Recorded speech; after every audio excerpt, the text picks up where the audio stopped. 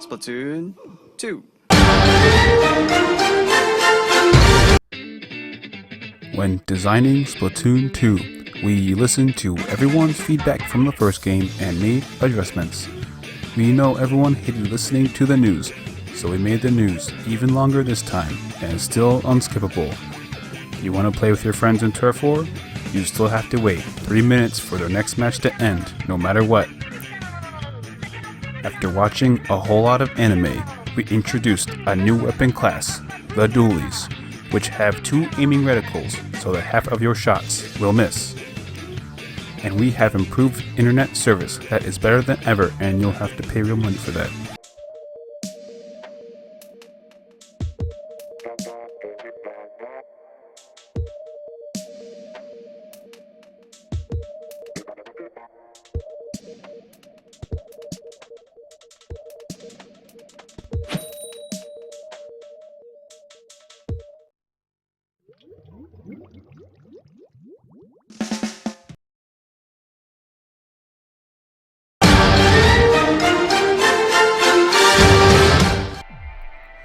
Alright, in all seriousness, Splatoon 2 is my favorite game on the Switch so far, with a lot of improvements from the first game.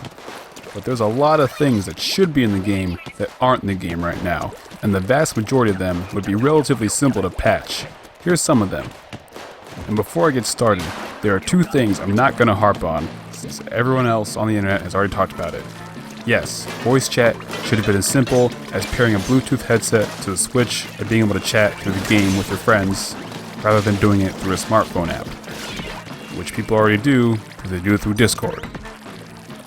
Also yes, Salmon Run should be playable all the time, not every other day, and instead have the stages and weapons rotate around. I think the reason they made it periodic was so that players didn't reach professional in the first week, then never touch the mode again. However, they could have remedied this by having the exclusive gear rotate every week instead of every month, and introducing new boss salmonids and new scenarios every so often.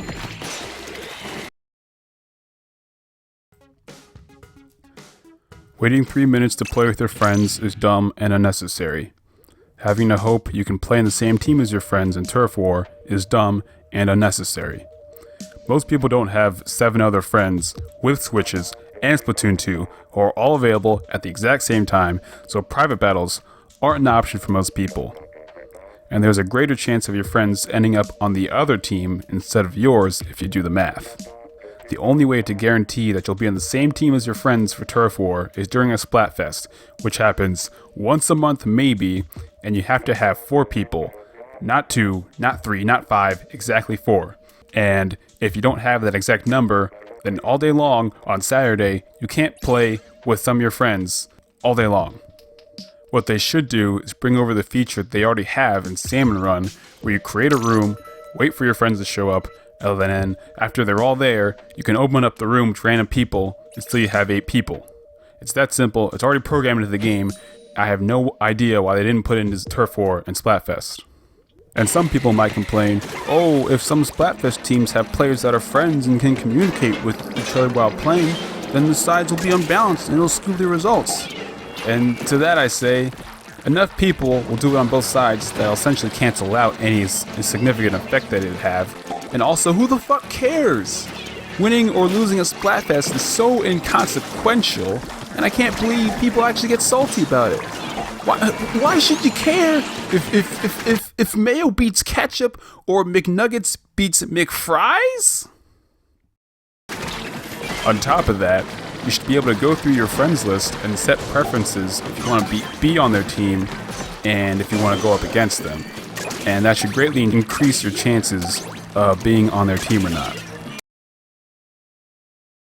So now that I've ranted on how I can't play with my friends, I'm going to try to go really quickly through everything else, of which there's a lot. And I'm going to try to provide some easy fixes. First category is admittedly nitpicky improvements to online play. Like in the first game, you still can't change your equipments or weapons while in a lobby, and that's still dumb. I kind of understand not being able to change your weapon, but not even changing your clothes is kind of dumb. Easy fix. You can change your equipment while waiting for the lobby to fill. When all 8 players show up, you have like 5 seconds to finalize your stuff for that round. You can't see deaths or assists on the end of the match screen, nor see turf inked in a ranked battle, but you can in the app. Why?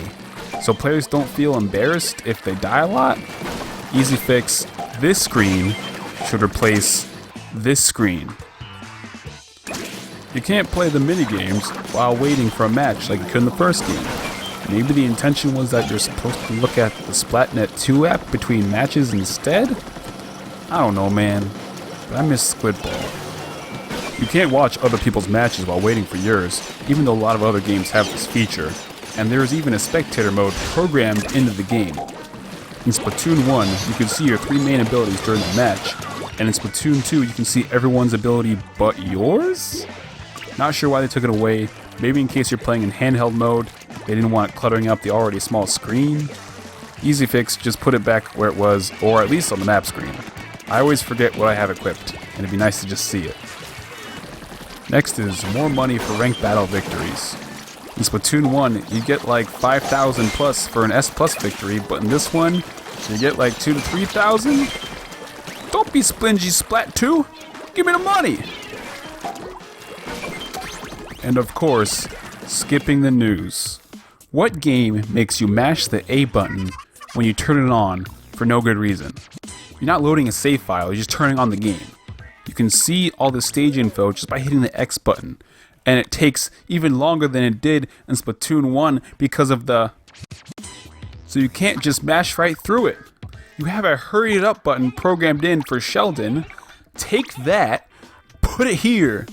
Or even better, only have the news play when there's a new weapon or stage or an update. You know, actual news. People will get excited for the news since it means something new is here. You can't pay money to add gear slots. You could in Splatoon 1. Why did they take it away?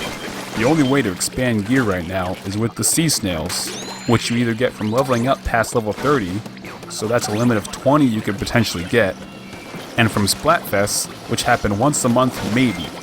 Please bring this feature back. There's not a custom sort feature for the order of your equipment or weapons. You can only sort it the way the game wants you to. The only way to custom sort is to equip something, leave the equipment screen, go back in, and repeat. Also, noticeably currently missing from the equipment roster are the new hero and Octoling armor. These will probably be added in a 2.0 patch, along with all the Octo weapons as reskins for the alternative sub and special sets. And despite what the datamine leaks are saying, don't be surprised if instead of playable Octolings, you just get a hat that gives you the Octo hair. Because regular hats just clip through the Octo hair and look kinda bad. Also, one new weapon a week is too slow when there are plenty of base weapons from the first game that people are dying to use, like the Hydra Splatling, Bamboozler, and as much as I hated it in the first game, the Range Blaster. I know that Splatoon 1 launched with way fewer weapons, and they want to keep the updates going on in this one for at least a year. But right now, there are over 40 new weapons currently in the game's data, which I'm not going to show here because of spoilers, but I will leave a link in the description, that are not accessible, and Splatoon 1 would often have 2 to 3 new weapons per week, which kept the game feeling fresh. And finally, amiibo support for non-Splatoon amiibo, similar to the suits in Mario Kart 8. You guys put an amiibo box in the plaza for both games. Let's get some real use out of it. I really like the Splatnet 2 app, but there was a lot of room for improvement. First up, features from Splatnet 1.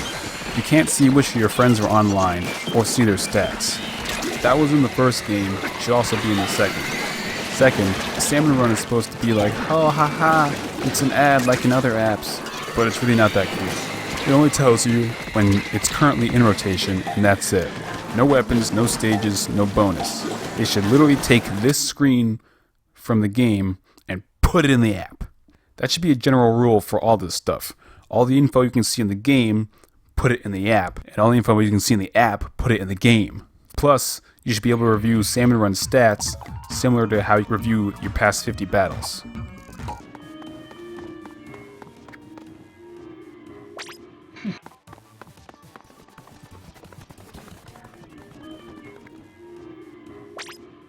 For ranked and league battle, show what mode it is on the app's home screen without having to tap it.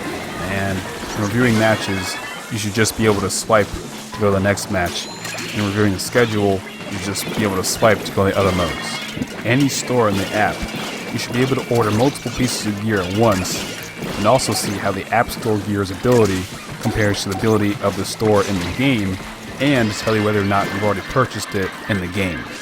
And probably my biggest nitpick about the app, show total numbers of battles, not just percents. 60% on Kelp Dome tower control, but out of how many? And similarly for weapons, show win-loss records for each mode, not just wins and freshness. So those are the biggest things missing from Splatoon 2 that could be easily patched in. Again, I really love the game, I just want it to be as good as it can be. But I've saved the most egregious missing thing for last. Where's Flood and Shadow Mario's paintbrush? Oh,